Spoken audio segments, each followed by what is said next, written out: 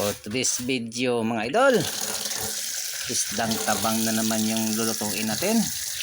At dahil nasa probinsya tayo, marami tayong mga dahon-dahon na pwedeng ilagay dyan. Lagyan natin ng dahon ng tugbon at saka dahon ng mayabas mga idol. At itong tugbon nga pala, ewan ko kung anong pangalan sa inyo. Nandito lang yan sa gilid ng bahay namin, tumutubo. At pag ganito yung ilagay mo sa karpa ay natatanggal yung lansa niya. Minana ko pa ito sa mga matatanda namin dahil ito yung nilalagay nila dati. Kaya ginaya ko na rin. At saka sabayan na rin natin ng dahon ng mayabas mga idol. Dahil lumalabas talaga yung lasa ng karpa pag may dahon ng mayabas. At sa hindi pala nakaalam itong luto nito, panoorin nyo na lang yung luto ko. At para magka-ideya na rin kayo.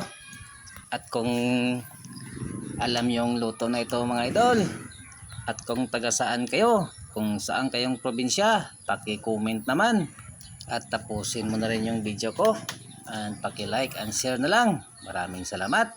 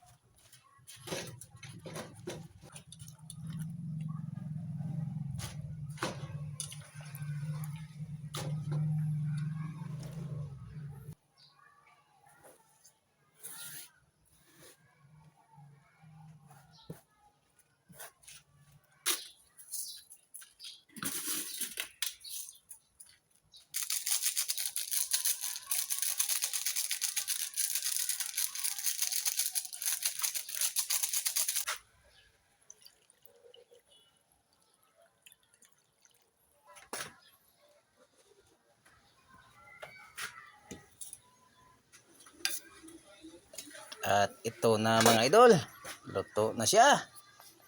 Tara, kain tayo mga idol. Samahan niyo ako sa aking pagkain. At kung hindi ka pa nakapalo mga idol, paki-follow na lang. Maraming salamat at God bless sa inyo.